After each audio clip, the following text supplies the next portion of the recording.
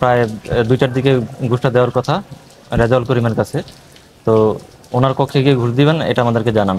তো আমরা এটা হাতে নাতে ধরার জন্য ওই ঘটনাস্থলে যাই।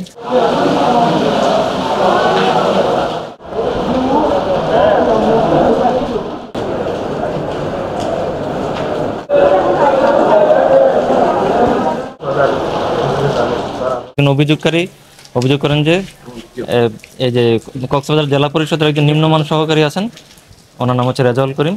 রেজাউল করিম ওনার কাছ থেকে ঘুষ বাবদ 3 লাখ টাকা দাবি করেন আর কি। তো ওনার কাছে তখন 3 লাখ টাকা ছিল না, 50,000 টাকা মাত্র তখন দিতে পারেন।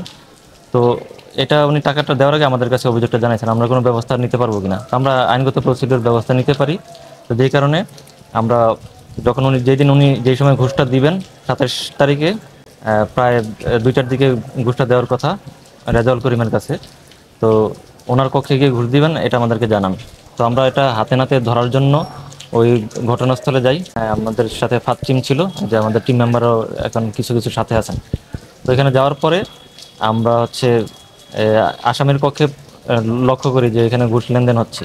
কিন্তু যতক্ষণে আমরা তাকে ধরতে যাই ততক্ষণে 1 নং আসামি হচ্ছেন যে রেজাউল করিম, তিনি বের হয়ে চলে যান আর কি। তো 2 নং আসামি যিনি ছিলেন তার কাছে তিনি যখন টাকাটা যখন গুনতেছিলেন তখন হচ্ছে আমরা টাকা গুনে বের হয়ে যাওয়ার সময় হাতে নাতে আমরা তাকে ধরি আর কি। সরেজমিনে গিয়ে এখন বর্তমান যিনি আসামি হাজতে আছেন আমরা তার কাছ থেকে টাকা সহ তাকে গ্রেফতার করে নিয়ে আসছি। যাকে আমরা গ্রেফতার করতে পেরেছি উনি হচ্ছেন 2 নং আসামি। 1 নং আসামি হচ্ছে পলাতক আছেন। তো পরবর্তীতে আমরা তাকে ঘটনার পরবর্তী সময় পুনরায় খোঁজ করি। খোঁজ নিয়ে জানতে পারি যে তিনি বাসায়ও নাই, এলাকা থেকে পলাতক আছেন। তো যেই কারণে আমরা তাকে দ্বিতীয়বার চেষ্টাও গ্রেফতার করতে পারি নাই। তো আমাদের গ্রেফতার চেষ্টা অব্যাহত থাকবে আর কি। 1 নং আসামি যে রেজাউল করিম আছেন তাকে আমরা অবশ্যই গ্রেফতার করব। তারপর হচ্ছে আমাদের মোটামুটি যে প্রসিডিউর বাকি থাকে, আইনগত ব্যবস্থা নেওয়ার বাকি থাকে, ওইটা আমরা নিব।